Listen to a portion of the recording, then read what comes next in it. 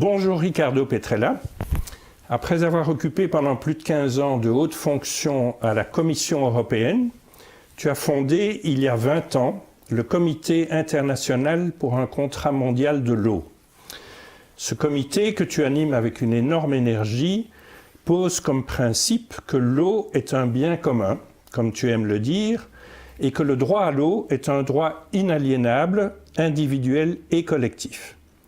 Et donc nous aimerions te poser quelques questions au sujet de ce combat pour l'eau que tu mènes depuis si longtemps. Aujourd'hui déjà, des millions de paysans d'Afrique et d'Asie se voient obligés de quitter leurs terres pour cause de sécheresse catastrophique ou de pluies diluviennes. Si on doit synthétiser ce drame pour les plus démunis, peux-tu situer son ampleur et les zones les plus frappées ? Tout à fait.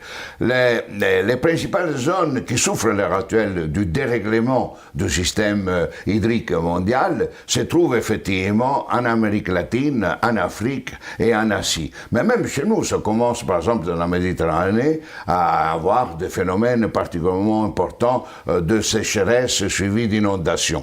Qu'est-ce qui se passe en réalité? En réalité, c'est que à cause de tout le développement que nous avons réalisé au cours des 100 dernières années, nous avons déréglé ce qu'on appelle le cycle de l'eau, c'est-à-dire le cycle d'évaporation, pluie, enrichissement des terres par l'eau, etc. Et ces phénomènes de dérangement se caractérisent par des sécheresses de plus en plus fréquentes, de plus en plus profondes et des inondations qui modifient complètement la capacité de la Terre et des êtres humains d'absorber l'eau comme élément vital pour la vie, non seulement pour boire les êtres humains, mais également toutes les espèces vivantes, les plantes, les animaux, tout est déréglé. Et alors l'économie, qui est basée aussi sur la terre, les semences. Par exemple, l'économie ne suit plus, l'agriculture est complètement modifiée. La qualité de l'eau commence à être très très critique partout de par le monde. Donc nous assistons maintenant à deux processus fondamentaux. La raréfaction croissante de l'eau, bonne pour l'usage humain et pour la vie sur la planète, et le manque de qualité ou la baisse de la qualité de cet élément important pour tout l'ensemble des espèces vivantes de la planète. Oui, et donc finalement, ce qui se passe, c'est qu'aujourd'hui, la croissance gigantesque des richesses produites dans le monde est accaparée par une infime minorité. Quasi rien n'est entrepris pour que près d'1 milliard de personnes ne vivent plus dans la pénurie d'eau. Alors, en dehors d'un cri de révolte, vois-tu une proposition sur laquelle on pourrait mobiliser sur cette question ? Une des caractéristiques fondamentales du vivre ensemble à l'actuel, c'est que les gens ne veulent pas vivre ensemble. Pas les gens, mais les groupes sociaux dominants. Et pourquoi les groupes sociaux dominants ne veulent pas vivre ensemble, créer les conditions?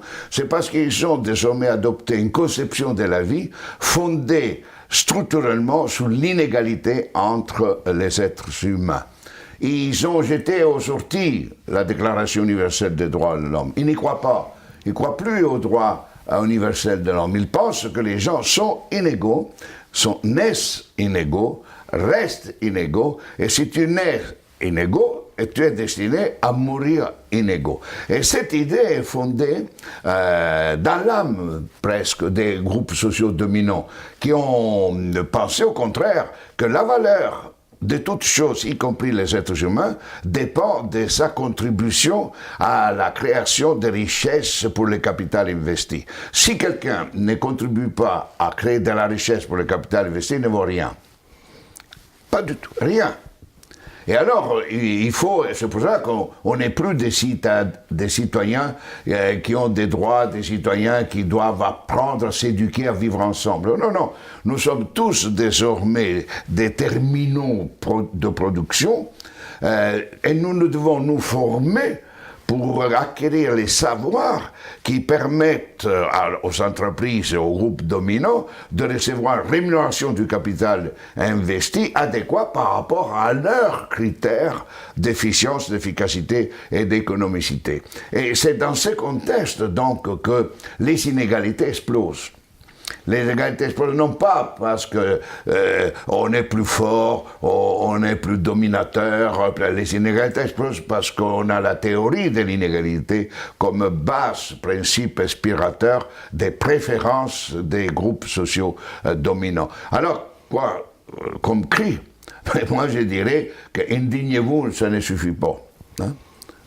Révoltons-nous. Moi je dirais, habitants de la terre, debout. Allons contre les révoltons-nous.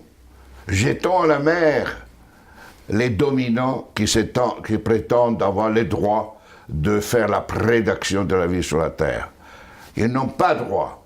Les dominants actuels n'ont pas de légitimité de pouvoir. Ils sont en train de détruire la vie sur la planète, ils sont en train d'augmenter les inégalités entre les gens, et ils sont en train de réduire toute la valeur immense de la vie dans sa multiplicité à quelques mots simplement de rentable. Et ça, c'est un crime. Et nous avons, je ne dis pas comme les jésuites du XVe siècle qui étaient pour les régicides, mais nous sommes aujourd'hui en droit de prétendre que nous devons enlever les droits de pouvoir de gouverner la planète à tous ces ensembles de prédateurs qui sont, à partir des marchés financiers, sont les opérateurs qui transforment tout en produits rentables, non pas les droits. Révoltons-nous.